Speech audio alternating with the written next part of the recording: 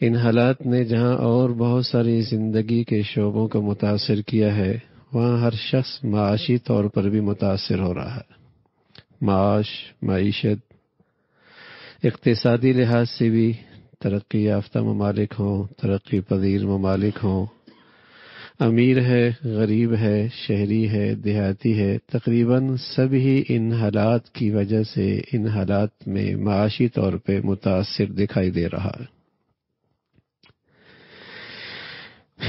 اور پھر ساتھ ساتھ عالمی ادارے جس انداز سے آئندہ کی معاشی حالات اور معاشی صورتحال اور آئندہ کی بے روزگاری پیش کر رہے ہیں، اس سے لوگوں میں اضطراب، پریشانی، بے چینی، اس کی تکلیف میں اور زیادہ اضافہ ہوتا چلا جا رہا ہے۔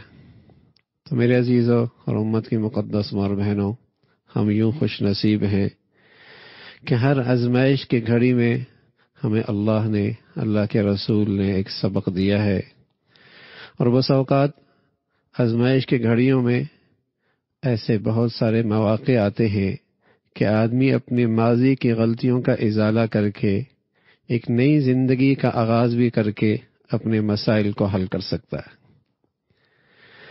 تو معاشی طور پہ معاش کے سلسلے میں اللہ کا ایک پیغام ہے اور بڑا ہی زوردار ہے، ان اللہ هو الرزاق ذو القوة المتین۔ دنیا میں ایک بہت بڑا طبقہ ایسا ہے جو معاش کے معاملے میں اسباب و وسائل پر اکتفا کرتا ہے، اور جب اس کے اسباب و وسائل بند ہوتے نظر آتے ہیں، کمزور ہوتے ہوئے نظر آتے ہیں، بے نتیجہ ہوتے نظر آتے ہیں، اور وہ اسباب و وسائل ختم ہوتے نظر آتے ہیں، تو ایسے لوگوں کے لیے یہ شکل موت سے کم نہیں ہے۔ وہ ایسے مایوس ہوتے ہیں، ایسے ڈپریشن میں جاتے ہیں، ایسے ڈپریس ہو جاتے ہیں کہ خوفناک حد تک وہ مایوسی کی صورتحال تک پہنچ جاتے ہیں۔ یہ وہ طبقہ ہے جن کے ہاں اسباب و وسائل کے لیے اسباب و وسائل ہی معیشت کی بنیاد ہے، اسباب ہیں، وسائل ہیں، بس وہی معاش کا ذریعہ ہے۔ جہاں تک تعلق اہل ایمان کا ہے، اہل اسلام کا ہے، وہ بھی پرندے کی طرح اپنے گھونسلے سے جیسے پرندہ نکلتا ہے، بیٹھا نہیں رہتا، حالانکہ وہاں بیٹھا رہے تب بھی اللہ اسے رزق دے دے، لیکن وہ کیا کرتا ہے؟ وہ اڑتا ہے اور جا کر اپنے رزق کے لیے تدبیر کرتا ہے، اپنے رزق کے لیے کوشش کرتا ہے۔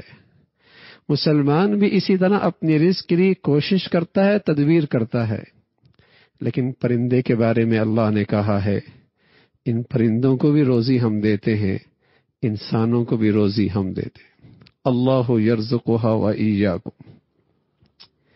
تو مسلمان یوں خوش نصیب ہے کہ اگر یہ ظاہری اسباب و وسائل ان کو زوال بھی ہو رہا ہے اور یہ ختم بھی ہوتے نظر آتے ہیں، لیکن ایک بہت بڑی امید کی کرن ہے کہ رزق تو اللہ دیتا ہے، اس سبب سے نہیں تو کسی اور سبب سے، اس راستے سے نہیں تو کوئی اور راستے سے، یہ گلی بند ہوئی تو دوسری گلی کھل جائے گی، یہ راستہ ختم ہوا تو اللہ دوسرے راستے کی شکل بنا دیں گے۔ یہ مسلمان کے لیے اتنا بڑا اطمینان ہے، سبحان اللہ۔ بڑی سے بڑے معاشی حالات جہاں ہر طرف معاشی طور پہ پریشانیاں ہوں، مسلمان کے لیے پھر بھی ایک اطمینان کا سامان ہے کہ رزاق تو اللہ ہے۔ جب میں اماں کے پیٹ میں تھا اور میرے لیے وہاں کوئی معاشی اسباب و وسائل کی شکل نہیں تھی، تو ان اندھیروں میں اور ماں کی جھلی میں وہاں کس ذات نے مجھے کھلایا پلایا ہے اور میری زندگی کا سامان کیا ہے؟ وہ رزاق تو آج بھی اپنی پوری قوت کے ساتھ ہے، وہ ذات تو آج بھی اپنی پوری طاقت کے ساتھ موجود ہے.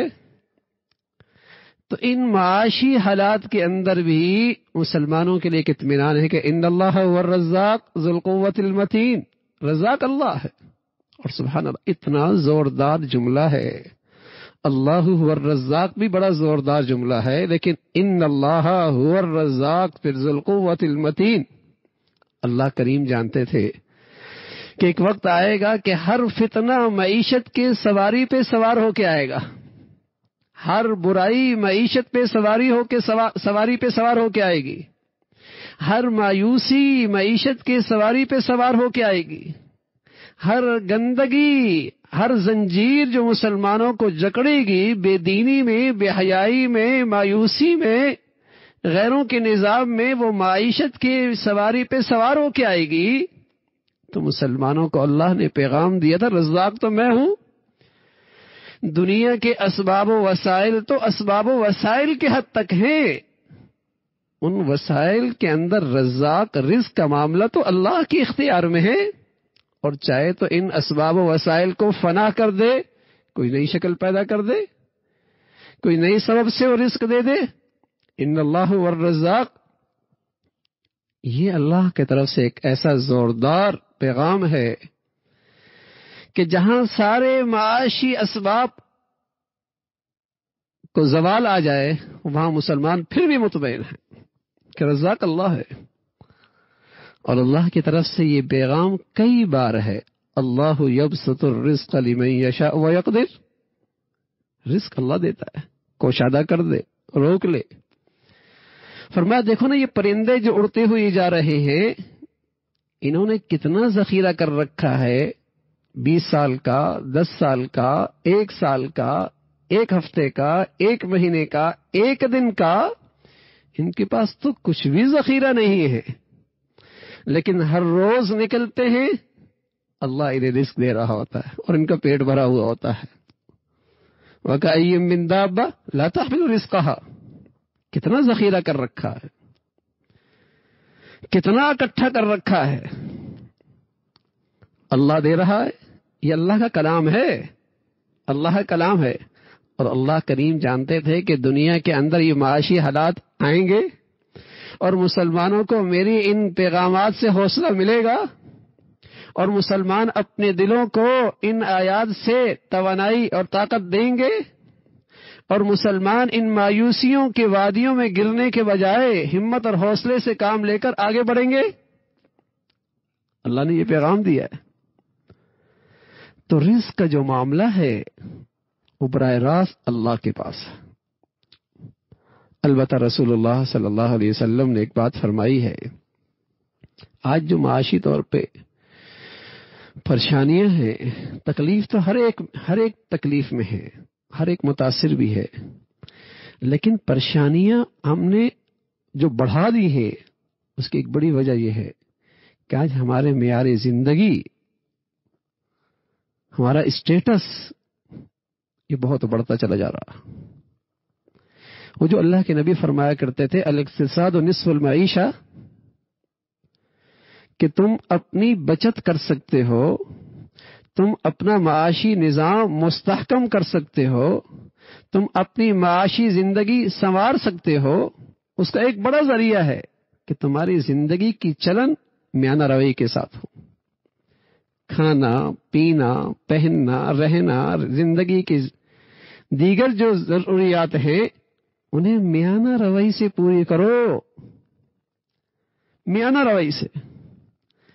لیکن آج غیروں کو دیکھے دیکھے مسلمانوں نے اپنا معیار زندگی بلند کر لیا، بلکہ بلند کرتے چلے جا رہے ہیں، بلکہ ہزاروں خواہشات اس کی ضروریات میں داخل ہو گئی ہیں. اسٹیٹس بڑھانا آسان ہے لیکن اسے برقرار رکھنا آسان نہیں ہے. زندگی کا معیار بلند کرنا آسان ہے لیکن اسے برقرار رکھنا کوئی آسان نہیں ہے، اس لیے کہ آمدنی انسان کے اختیار میں نہیں ہے، خرچ اختیار میں ہے. آمدنی اختیار میں ہے ہی نہیں، خرچ اختیار میں ہے. اس لیے پیارے رسول صلی اللہ علیہ وسلم نے فرمایا جب خرچ اختیار میں ہے تو اسے احتیاط سے کرو، اس کے اندر میانہ روی لے کے آؤ. اگر آمدنی میں اوپر نیچے حالات آتی بھی رہے پریشانی نہیں ہوگی. زیادہ پریشانی نہیں ہوگی. لیکن اگر اپنے خرچ کرنے کا معیار ایک دوسرے کو دیکھتے دیکھے بڑھاتی چلے گئے پھر مشکل ہو جائے گا، پھر مشکل ہو جائے گا.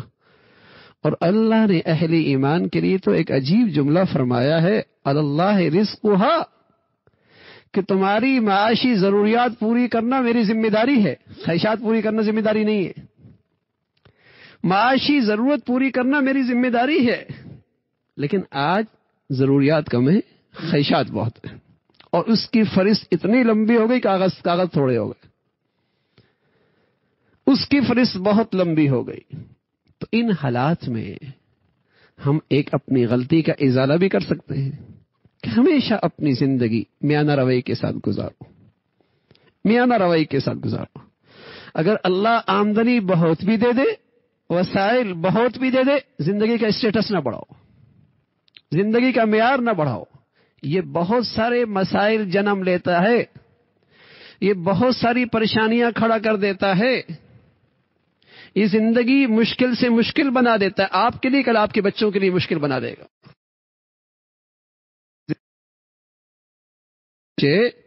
اور کل ان کے آمدنی کے ذرائع وہ نہ ہوئے، اب وہ کیا کرے گا؟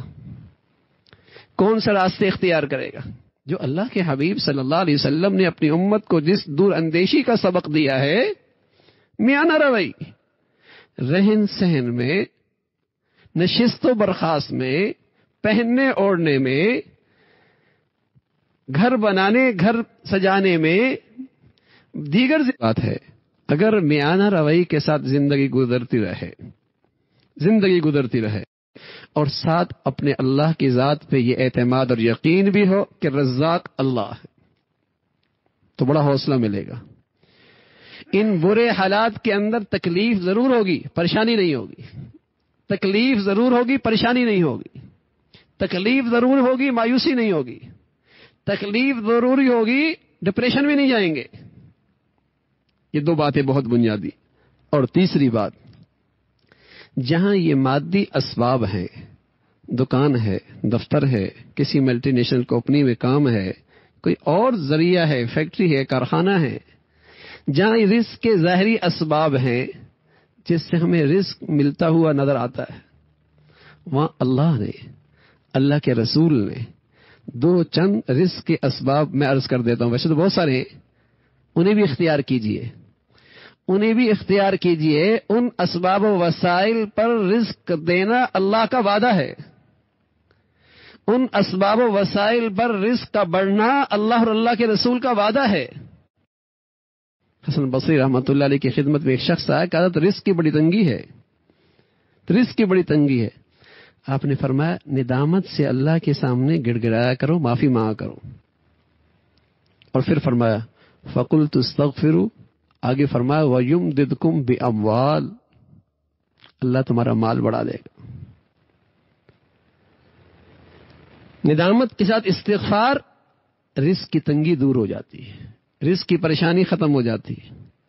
وَمَن يَتَّقِ اللَّهَ يَجْعَل لَّهُ مَخْرَجًا وَيَرْزُقْهُ مِنْ حَيْثُ لَا يَحْتَسِبُ. دوسرا سبب، گناہوں سے پرہیز رزق کی تنگی سے محفوظ کر دیا کرتا. اللہ رب العزت اس کے رزق کی آسانی کی شکلیں پیدا کر دیتے ہیں.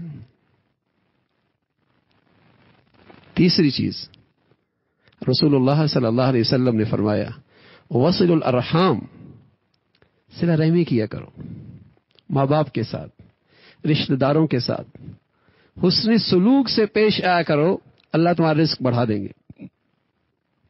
اللہ کا کہا ہے وَيُرْبِ الصَّدَقَاتِ، صدقہ دیا کرو، خیرات دیا کرو، اللہ تمہارا رزق بڑھا دیں گے. حکیم الامہ تھانوی رحمۃ اللہ علیہ ایک بات فرمایا